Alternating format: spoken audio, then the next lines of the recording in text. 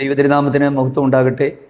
വെളിപ്പാട് പുസ്തകത്തിൻ്റെ പഠന ക്ലാസ്സിലേക്ക് കടന്നു വന്നിട്ടുള്ള എല്ലാ പ്രിയപ്പെട്ടവർക്കും സ്നേഹമൊന്നും. ഇന്ന് നമ്മൾ വെളിപ്പാട് പുസ്തകം 17-ാം അധ്യായത്തിൽ നിന്നാണ് ചിന്തിക്കുവാനായിട്ട് പോകുന്നത്.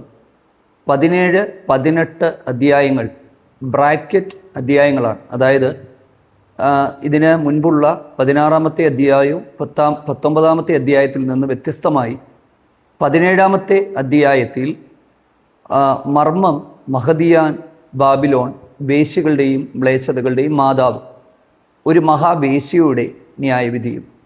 18-ാമത്തെ അധ്യായം ബാബിലോൺ എന്ന് പറയുന്ന പട്ടണത്തിന് മേലുള്ള ദൈവിക ന്യായവിധിയുമാണ്. വളരെ സമയമെടുത്ത് മാത്രമേ നമുക്കിത് ചിന്തിക്കുവാനായിട്ട് കഴിയുകയുള്ളൂ. ഈ 17-ാം അധ്യായത്തിലേതും 18-ാം അധ്യായത്തിലേതും രണ്ട് വ്യത്യസ്തമായ സംഭവങ്ങളാണെന്നും അല്ല ഒന്നാണെന്നും വാദിക്കുന്നവരുണ്ട്. കുറച്ചധികം സമയം നമുക്ക് വേണ്ടി വരും. ബാബിലോണിനെക്കുറിച്ച് നമ്മൾ പഠിക്കണം. അതുപോലെ എതിർക്രിസ്തുവിൻ്റെ മണവാട്ടി ആരാണ് എന്നുള്ളത് നമുക്ക് ഈ ഒരു ഭാഗത്തിൽ നമുക്ക് കാണാനായിട്ട് പറ്റും. ദൈവം നമ്മളെല്ലാവരെയും സഹായിക്കട്ടെ. അപ്പോൾ നമ്മൾ ഇന്ന് ചിന്തിക്കുവാനായിട്ട് പോകുന്നത് ബാബിലോൺ എന്ന് പറയുന്ന അതിൻ്റെ ആരംഭവും പിന്നീടുള്ള അതിൻ്റെ വളർച്ചയും ഇപ്പോഴത് എവിടെ എത്തി നിൽക്കുന്നു എന്നുള്ളതിനെക്കുറിച്ചാണ്. കാരണം മർമ്മം മഹദിയാം ബാബിലോൺ, വേശ്യകളുടെയും മ്ലേച്ഛതകളുടെയും മാതാവ് എന്നാണ് നമുക്കവിടെ കാണാനായിട്ട് പറ്റുന്നത്. വെളിപ്പാട് പുസ്തകം 17-ാം അധ്യായത്തിൻ്റെ 1-ാമത്തെ വാക്യം ആരംഭിക്കുമ്പോൾ തന്നെ ആ വാക്യം ഇങ്ങനെയാണ് രേഖപ്പെടുത്തിയിരിക്കുന്നത്: 7 കലശമുള്ള 7 ദൂതന്മാരിൽ ഒരുവൻ വരിക, ഭൂമിയിലെ രാജാക്കന്മാരോട് വേശ്യാവൃത്തി ചെയ്ത് തൻ്റെ വേശ്യാവൃത്തിയുടെ മദ്യത്താൽ ഭൂവാസികളെ മത്തരാക്കി കളഞ്ഞ പെരുവെള്ളത്തിന്മീതെ ഇരിക്കുന്ന മഹാവേശ്യയെ ഞാൻ നിനക്ക് കാണിച്ചു തരാം എന്ന് പറഞ്ഞുകൊണ്ടാണ് പോകുന്നത്. അങ്ങനെ ഒരു മരുഭൂമിയിലേക്ക് പോകുന്നു. ആ മരുഭൂമിയിലേക്ക് പോകുമ്പോൾ ഒരു മൃഗം, ഈ ഒരു മൃഗത്തെ 13-ാം അധ്യായത്തിൽ നമ്മൾ കാണുന്നുണ്ട്. സമാനമായ ഒരു മൃഗം. ഈ ഒരു മൃഗം എതിർക്രിസ്തുവാണെന്ന് ദൈവവചനം പഠിക്കുന്ന ആർക്കും മനസ്സിലാകും. കാരണം 10 കൊമ്പ്, അതുപോലെ തന്നെ 7 തല ഒക്കെയുള്ള ദൂഷണനാമങ്ങൾ നിറഞ്ഞ ഒരു മൃഗം. ഈ മൃഗം എതിർക്രിസ്തുവാണെന്ന് നമ്മൾ വെളിപ്പാട് പുസ്തകം 13-ന്റെ ക്ലാസ്സിൽ നമ്മൾ ചിന്തിച്ചിട്ടുണ്ടായിരുന്നു. ഇന്ന് നമ്മൾ മനസ്സിലാക്കാനായിട്ട് പോകുന്നത് ഈ മൃഗത്തിൻ്റെ മുകളിലിരിക്കുന്ന ഒരു മഹാവേശ്യ, ഒരു സ്ത്രീ. ഇത് അക്ഷരാർത്ഥത്തിൽ ഒരു സ്ത്രീയല്ല, ഇത് ഒരു ബാബിലോണ്യ മതമാണ്, അല്ലെങ്കിൽ അത്തരത്തിലുള്ള ഒരു മ്ലേച്ഛതകളുടെയും മാതാവെന്ന് രേഖപ്പെടുത്തിയിരിക്കുന്ന ഒരു കാര്യമാണ്. അതെന്താണെന്ന് നമുക്ക് നോക്കാം. അപ്പം ഇതിനെക്കുറിച്ച് രേഖപ്പെടുത്തിയിട്ടുണ്ട്. അപ്പം ഇതിൻ്റെ ഒരു നാശം സംഭവിക്കുന്നത് 3.5 വർഷം കഴിയുമ്പോൾ. കാരണം ഈ ഒരു പുസ്തകത്തിൽ തന്നെ നമ്മൾ കാണാനായിട്ട് നമുക്ക് പറ്റുന്നുണ്ട്. ഈ ഒരു മൃഗം വേശ്യയെ ദോഷിച്ച് ശൂന്യവും നഗ്നവുമാക്കി കളയും 3.5 വർഷം കഴിയുമ്പോൾ. അപ്പോൾ നമുക്ക് പിന്നീട് ചിന്തിക്കാം. അപ്പോൾ നമ്മൾ ഈ ബാബിലോണിനെ കുറിച്ചൊന്ന് ചിന്തിച്ചാലേ പറ്റത്തുള്ളൂ. കാരണം 17-ാമത്തെ അധ്യായത്തിലും 18-ാമത്തെ അധ്യായത്തിലും ബാബിലോൺ ഉണ്ട്. എന്താണ് സത്യത്തിൽ ഈ ബാബിലോൺ എന്ന് പറയുന്നത്? വേദപുസ്തകത്തിൻ്റെ ചരിത്രത്താളുകളിൽ ഉടനീളം ബാബേൽ രാജാവ്, ബാബിലോണിയ പട്ടണം, ഇതിനെക്കുറിച്ചൊക്കെ നമുക്ക് കാണാനായിട്ട് പറ്റും. എല്ലാ കാലത്തും ദൈവിക ആരാധനയ്ക്കും ദൈവത്തിനും എതിരെ നിന്നതാണ് ഈ ഒരു ബാബിലോണിൻ്റെ ചരിത്രത്തിലേക്ക് നമുക്ക് വളരെ വേഗത്തിൽ ഒന്ന് പോകാം. ആ ഒരു ചരിത്രം പഠിച്ചെങ്കിൽ മാത്രമേ ഈ മഹാവേശ്യ ആരാണെന്നും എന്താണ് ഈ മഹാവേശ്യയെക്കുറിച്ച് പറഞ്ഞിട്ടുള്ളതെന്നും നമുക്ക് മനസ്സിലാക്കാനായിട്ട് പറ്റുകയുള്ളൂ. അപ്പം ഈ ഒരു എതിർക്രിസ്തുവിൻ്റെ മണവാട്ടി എന്ന് വേണമെങ്കിൽ നമുക്ക് ചിന്തിക്കാം. കാരണം കുഞ്ഞാടിൻ്റെ മണവാട്ടിയെ അല്ലെങ്കിൽ കാന്തയെ കാണിച്ചു തരാമെന്ന് പറയുമ്പോൾ യോഹന്നാന് പുതിയ യെരൂശലേം കാണിച്ചു കൊടുക്കുന്നു. അതായത് ഈ പുതിയ യെരൂശലേം എന്ന് പറയുന്ന ഒരു പട്ടണം കാണിച്ചു കൊടുക്കുകയാണ്. അതിൻ്റെ അർത്ഥം പട്ടണമല്ല, പട്ടണത്തിലെ നിവാസികളാണ്. ഇവിടെ 7 മലമേലിരിക്കുന്ന ഒരു പട്ടണമാണ് ചൂണ്ടിക്കാണിക്കുന്നത്. കാരണം നമുക്ക് മനസ്സിലാക്കാനായിട്ട് പറ്റുന്നത് ഈ 18-ാമത്തെ വാക്യത്തിൽ നീ കണ്ട സ്ത്രീയോ ഭൂരാജാക്കന്മാരുടെ മേൽ രാജത്വമുള്ള മഹാനഗരം തന്നെ. അപ്പം ഈ സ്ത്രീ എന്ന് പറയുന്നത് ഒരു നഗരത്തെയാണ് കാണിക്കുന്നത്. ഈ നഗരമെന്ന് പറയുന്നത് 7 അതായത് നമ്മൾ ഇതിൻ്റെ 3-ാമത്തെ വാക്യത്തിൽ നമ്മൾ കാണുന്നത് 7 തലയാണ്. ഈ 7 തല 7 മലയാണെന്നുള്ളത് 9-ാമത്തെ വാക്യത്തിൽ നമ്മൾ കാണുന്നുണ്ട്. വെളിപ്പാട് പുസ്തകം 17-ാം അധ്യായത്തിൻ്റെ 9-ാമത്തെ വാക്യത്തിലാണ് നമ്മൾ കാണുന്നത്. ഓക്കെ, അപ്പം ഈ 7 മലമേൽ ഇരിക്കുന്ന പട്ടണം ഏതാണെന്നുള്ളത് നിങ്ങൾ അത് ഈ വെളിപ്പാട് പുസ്തകത്തിൽ ഒരു മർമ്മമായിട്ട് പറയുമ്പോഴും ഞാനും അതൊരു മർമ്മമായിട്ട് പറയുന്നു. നിങ്ങൾ എല്ലാവരും സോഷ്യൽ മീഡിയ ഉപയോഗിക്കുന്നവരും അതുപോലെ ഗൂഗിളും ChatGPT ഒക്കെ ഉപയോഗിക്കുന്നവരാണ് അല്ലേ. സിറ്റി ബിൽറ്റ് ഓൺ 7 മൗണ്ടൻ എന്ന് നിങ്ങൾ അടിച്ചു നോക്കിയാൽ ആ ഒരു മല ഏതാണെന്നും ആ ഒരു പട്ടണം ഏതാണെന്നും നിങ്ങൾക്ക് വ്യക്തമായി മനസ്സിലാകും. ഓക്കെ, നിങ്ങളത് കണ്ടുപിടിച്ചു കൊള്ളുക. അതും ഒരു സസ്പെൻസ് ആയിട്ട് അവിടെ ഇരിക്കട്ടെ. വെളിപ്പാട് പുസ്തകവും സസ്പെൻസ് ആണല്ലോ.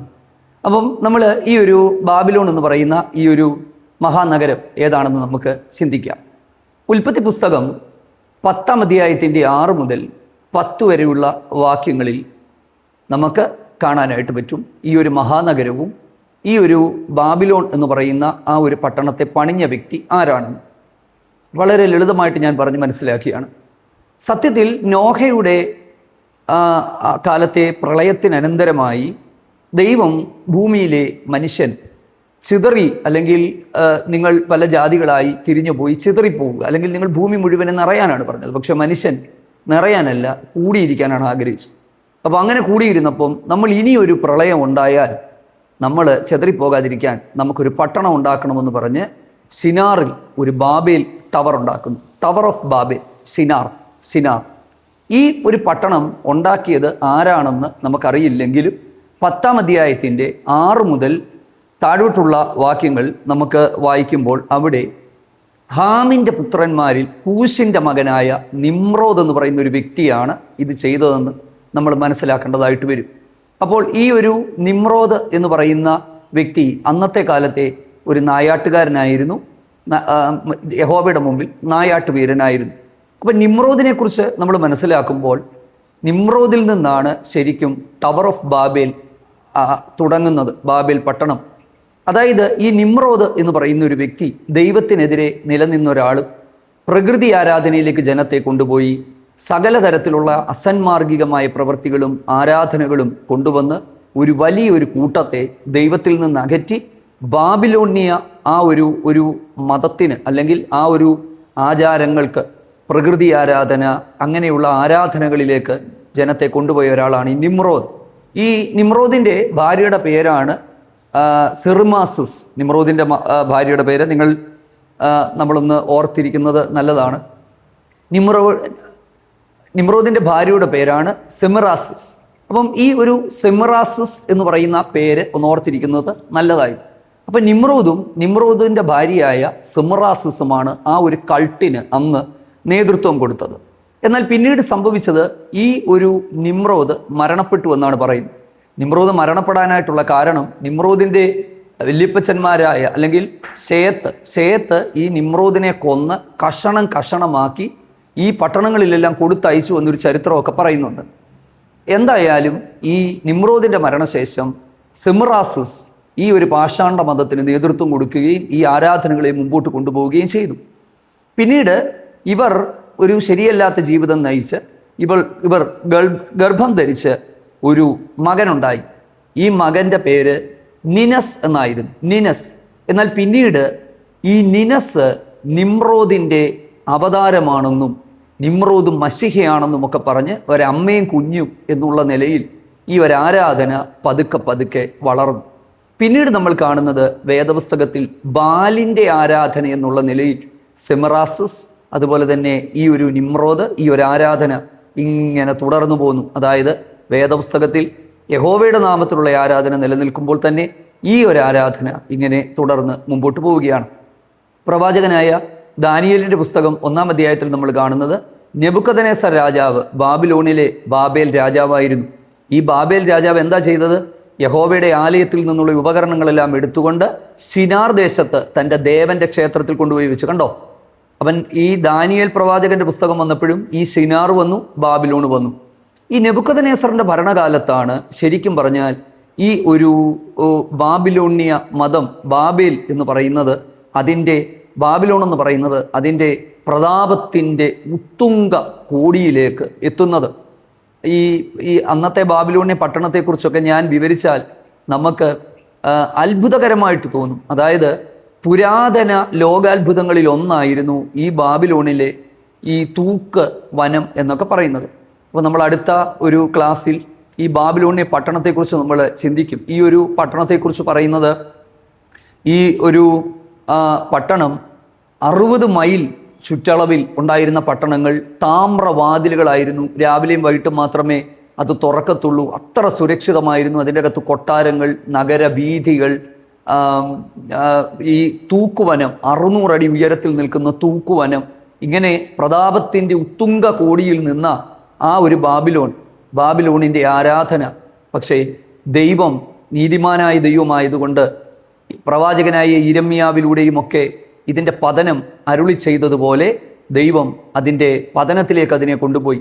പിന്നീട് നമ്മൾ കാണുന്നത് മേദ്യ പേർഷ്യൻ ഭരണകർത്താക്കന്മാരുടെ കാലത്തിലും ഈ ബാബിലോണിയ മതം നിലനിന്നു പോവുകയും അലക്സാണ്ടർ ചക്രവർത്തിയുടെ കാലഘട്ടത്തിൽ ഇത് പെർഗമോസ് ഇതിൻ്റെ കേന്ദ്രമായി മാറുകയും ചെയ്തു. അതുകൊണ്ടാണ് പെർഗമോസ് സഭയുടെ ദൂതന് എഴുതുമ്പോൾ നീ ഇരിക്കുന്ന ഇടം സാത്താൻ്റെ സിംഹാസനമുള്ള ഇടം എന്ന് നീ മനസ്സിലാക്കണം എന്ന് പറയുന്നത്. പിന്നീട് ഈ ഒരു ബാബിലോണ്യ ആചാരങ്ങളും മതവും റോമൻ സാമ്രാജ്യത്തിലേക്ക് ലയിക്കുകയും ചെയ്യുകയാണ്.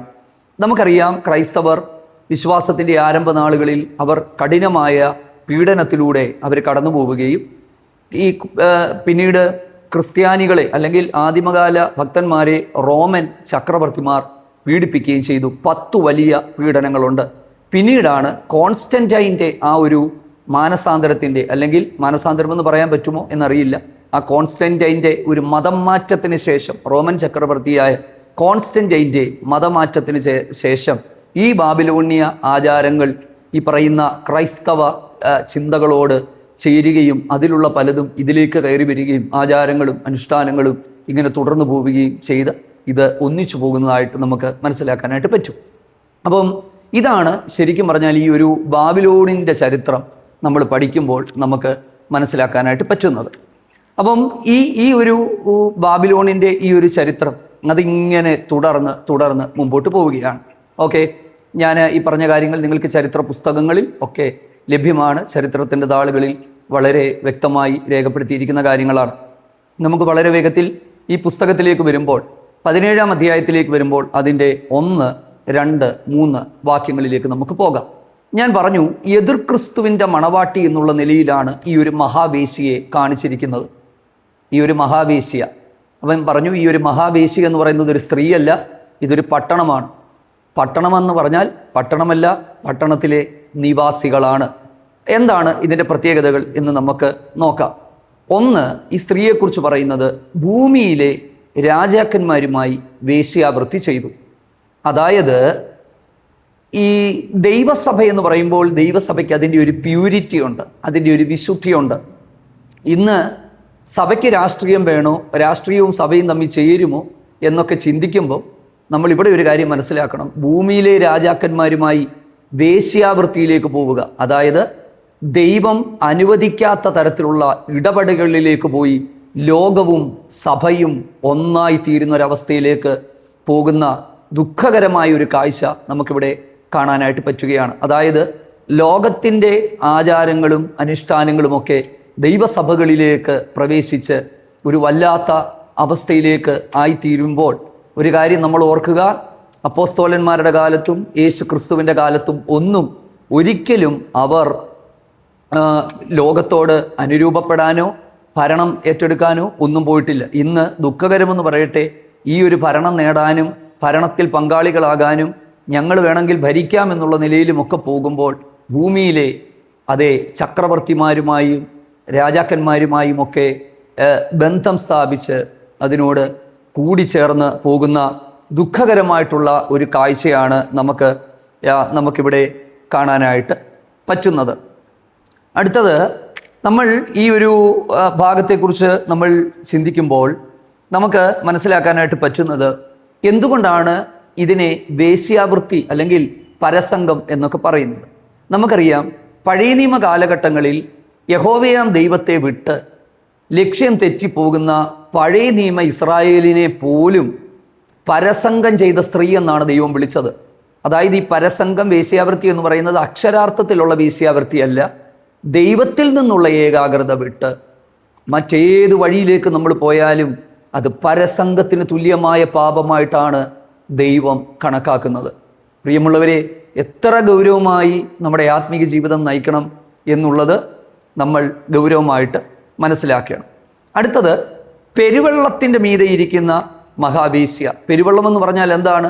അപ്പോൾ ഈ ഒരു ബാബിലോണിനെ കുറിച്ച് പറയുന്നത് പെരുവെള്ളം, അതായത് എല്ലാ തരത്തിലുമുള്ള ജാതികളിൽ നിന്നുള്ള സംഖ്യകൾ ഉൾപ്പെടുന്ന ഒരു ഒരു ഒരു ഒരു മതസംഹിത, ഒരു മതവിശ്വാസം, അതിനെക്കുറിച്ചാണ്. അടുത്തത് 3-ാമത്തെ വാക്യത്തിൽ നമ്മൾ കാണുന്നത്, അവൻ എന്നെ ആത്മാവിൽ മരുഭൂമിയിലേക്ക് കൊണ്ടുപോയി. മരുഭൂമിയിലേക്കും കൊണ്ടുപോയി. എന്താണ് സത്യത്തിൽ മരുഭൂമിയിലേക്ക് കൊണ്ടുപോയി എന്ന് പറയുന്നത്? സത്യത്തിൽ സത്യസഭയെന്ന് പറയുന്നത് ജീവനുള്ള വെള്ളമായ ദൈവവചനത്തിൻ്റെയും പരിശുദ്ധാത്മാവിൻ്റെയും തീരത്ത് പാർക്കുമ്പോൾ ഇത് മരുഭൂമിയിൽ ഈ മഹദിയാം ബാബിലോൺ ഇത് പാർക്കുന്നു എന്നുള്ളതാണ്.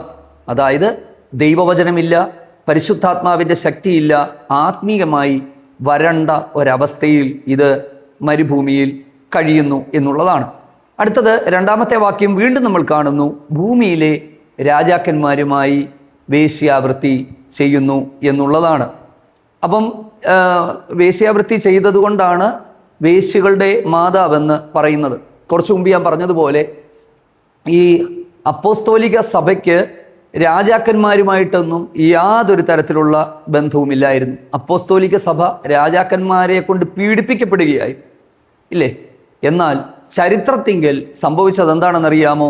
സഭ തൻ്റെ നിർമ്മലത നഷ്ടപ്പെടുത്തി ലോകരാജാക്കന്മാരുമായി അനുരഞ്ജനത്തിലേർപ്പെട്ട് രാജകീയ പദവിയും അധികാരങ്ങളും ലഭിക്കുന്നതായിട്ട് നമുക്ക് മനസ്സിലാകാനായിട്ട് പറ്റും. അങ്ങനെ അതിൻ്റെ ഒരു കന്യകത്വം നഷ്ടപ്പെട്ട് അതൊരധപ്പതിച്ച അവസ്ഥയിലേക്ക് അത് മാറിപ്പോകുന്നു എന്ന് നമുക്ക് ദുഃഖത്തോടെ നമുക്ക് കാണാനായിട്ട് പറ്റും. അപ്പം ഈ യിരെമ്യാ പ്രവാചകന്റെ പുസ്തകം 51 നമ്മൾ ബാബിലോണിനെ കുറിച്ച് പറയുന്നത് സർവ്വഭൂമിയെയും ലഹരി പിടിപ്പിക്കുന്ന ഒരു പൊൻപാനപാത്രമാണ്, ജാതികൾ അതിലെ വീഞ്ഞു കുടിച്ചിട്ട് ഭ്രാന്ത് പിടിച്ചു എന്ന് നമുക്ക് കാണാനായിട്ട് പറ്റും. അതായത് ദുരുപദേശങ്ങളാൽ, വിശ്വാസത്താൽ ഭ്രാന്ത് പിടിച്ച് ഒരു തരത്തിലും ദൈവത്തിങ്കിലേക്ക് തിരിഞ്ഞു വരാത്ത ഒരു കൂട്ടരായി നമുക്ക് ഈ ഒരു കൂട്ടത്തെ നമുക്ക് കാണാനായിട്ട് പറ്റും. അടുത്തത് 4-ാമത്തെ വാക്യം. ഈ ഒരു 4-ാമത്തെ വാക്യം കൂടെ പറഞ്ഞിട്ട് നമ്മൾ ഇന്നത്തെ ഈ ഒരു വേദപഠന ക്ലാസ് അവസാനിപ്പിക്കാനായിട്ട് ആഗ്രഹിക്കുകയാണ്. അതിൻ്റെ ബാക്കി ഭാഗങ്ങൾ നമുക്ക് അടുത്ത ക്ലാസ്സുകളിൽ നമുക്ക് ചിന്തിക്കാം. അവിടെ വസ്ത്രത്തെക്കുറിച്ച് പറയുമ്പോൾ അവൾ ധൂമ്രവർണ്ണവും കടും ചുവപ്പ് നിറത്തിലുള്ള വസ്ത്രം ധരിച്ച് പൊന്നും രത്നവും മുത്തും അണിഞ്ഞിരിക്കുന്നു. ദൈവത്തിന് സ്തോത്രം.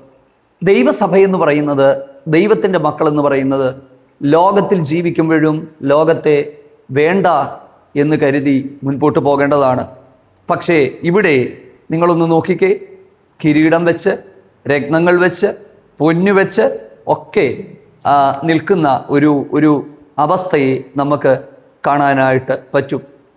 ഇവളുടെ ആധിപത്യം മഹോപദ്രവത്തിൻ്റെ ആദ്യ പകുതിയിലായിരിക്കും. ഈ ഒരു ആദ്യ പകുതി കഴിയുമ്പോൾ 10 രാജാക്കന്മാർ ഒന്നിച്ച് അധികാരം വീണ്ടെടുക്കുകയും പിന്നീട് ഈ ഒരു മഹാവേശ്യയെ തള്ളിയിട്ട് കളയുകയും ചെയ്യുന്നു എന്നുള്ളത് നമുക്ക് കാണാനായിട്ട് പറ്റും. അങ്ങനെയാണ് ദുർനടപ്പിൻ്റെ ക്രോധമദ്യം സകല ജാതികളെയും കുടിപ്പിച്ച മഹദിയാം ബാബിലോൺ വീണുപോയി എന്ന് നമ്മൾ കാണുന്നത്.